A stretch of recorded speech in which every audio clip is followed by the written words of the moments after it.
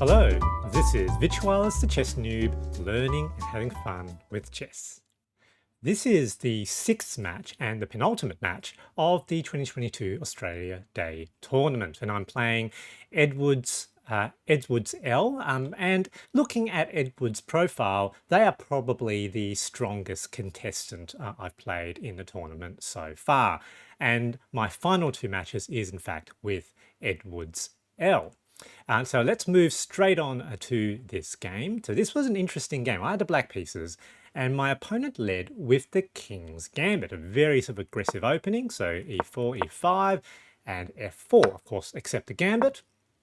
Knight to f3, which is sort of a necessary move to prevent the queen to h4 with check.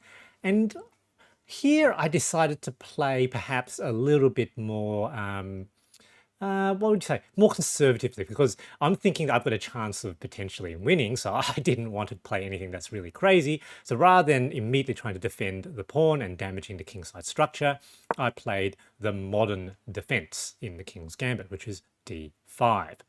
So immediately being willing to, to give up that pawn, but, fighting for the center. And my opponent short castles. And here I decided to bring my knight back. And this was probably an overly conservative move. I think Stockfish thinks it was a mistake. Yep, so lead suits from a bunch back to white. And keeping the knight there and bringing out the bishop developing would have been better. Well, I didn't particularly want to lose my pieces. My opponent now plays d4, which makes sense. I play bishop d6. They sort of try to advance their knight.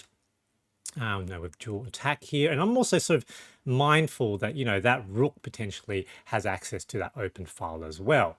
So I short castles, at least to get an extra defender on the pawn. And for much of the middle game now, there's this tension down the f file where obviously my opponent is trying to put pressure there, and I'm trying to defend and seeing whether or not I had a counterattack.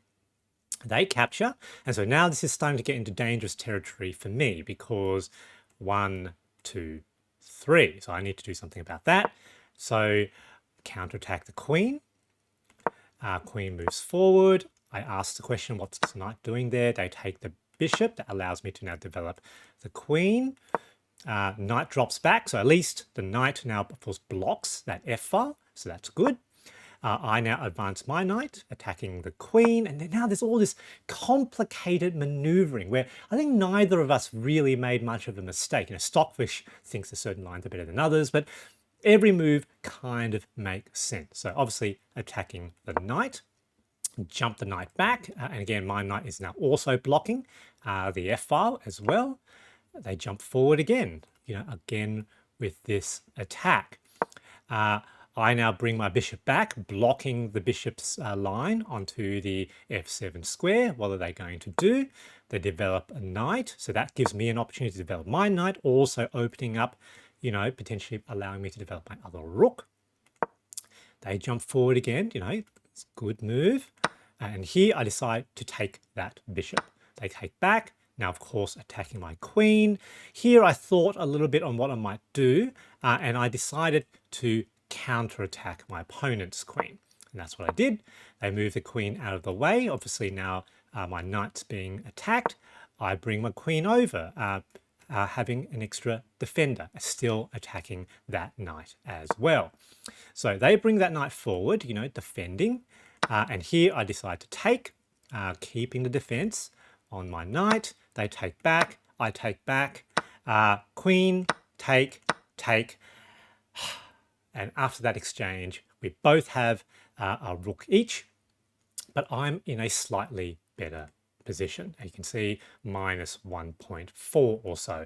And that's because my pawns are together. This is sort of an isolated pawn, which means it's an easy target.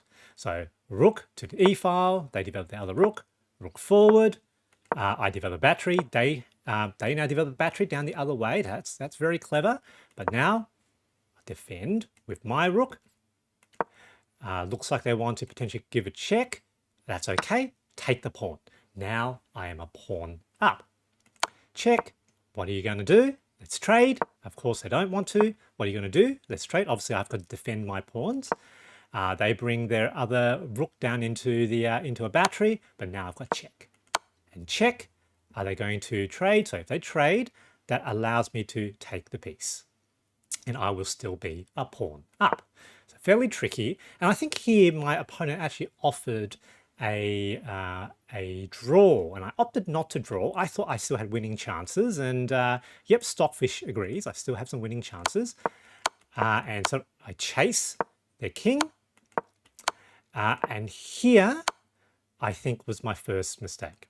So I got all the way up to -4, so I had some chances. This was an inaccuracy. I needed really to get my king off the back rank. And this now was a terminal error. So really back to equality now.